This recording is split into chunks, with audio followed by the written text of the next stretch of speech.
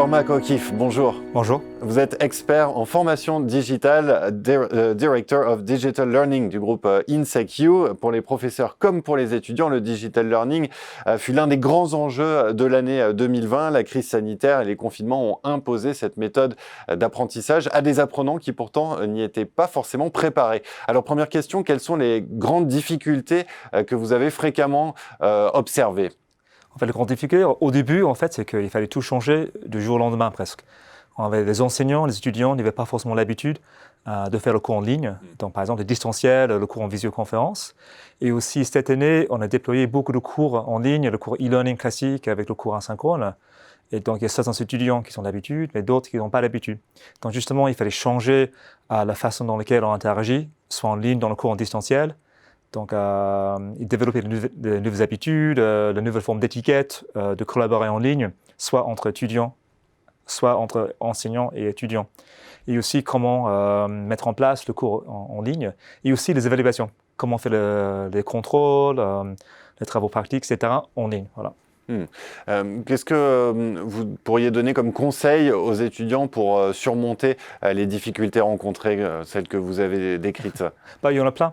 Je ne veux pas forcément parler justement du travail de l'enseignant, parce que déjà les enseignants ils font un travail remarquable, et aussi INSEC, c'est impressionnant comment ils ont pris un virage. Mais en fait, c'est plutôt pour les étudiants, parce qu'en fait, il faut développer les nouvelles habitudes. Voilà. Et donc, en fait, si je dois donner quelques conseils, souvent, c'est gestion de temps. Ce qui est compliqué, parce que quand on va à l'école, en présentiel, déjà, il y a un calendrier bien défini. On est à l'école, on peut s'asseoir, étudier. Il y a souvent des petits espaces pour travailler. Quand on est tout seul à la maison, on est autonome. Et donc, il faut savoir maîtriser cette autonomie. Et donc, il y a plein de choses qu'on peut faire. Déjà, si on regarde par exemple le travail fait par le psychologue, par exemple, souvent il faut compter à peu près 21 jours pour développer une nouvelle habitude. Et donc il faut justement, donc il faut se donner le temps et être assez régulier pour développer les nouvelles habitudes. Par exemple, si on a du mal à s'asseoir et pour travailler tout seul, c'est souvent le cas quand on fait du e-learning asynchrone. Donc il n'y a pas de professeur, il n'y a pas de camarade, donc on est tout seul devant l'ordinateur. Et parfois, on n'a tout simplement pas envie de le faire.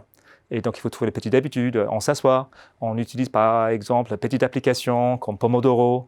Donc, on dit, voilà, donc je m'assois pendant 35 minutes, je vais travailler, ensuite je me donne une petite pause, je vais marcher un petit peu, etc., prendre un café, et puis je me rassois. Et comme ça, en faisant cela, on peut développer de nouvelles habitudes. Excuse-moi. On peut rentrer dans des routines qui s'installent. Et ensuite, parce qu'il y a certaines tâches, par exemple, parfois c'est un peu long, mais en fait, la réussite vient plutôt à la fin. Quand on a bien réussi, c'est pas forcément faisant. Même si, par exemple, on fait tout pour le e-learning, etc., soit engageant, intéressant, avec les professeurs qui sont super, avec des choses très intéressantes à apprendre. Voilà, donc bien s'organiser et essayer de tenir 21 jours. On peut retenir cela in a nutshell, comme on dit. Voilà, ouais. Merci beaucoup, Cormac O'Keefe. De rien. Okay.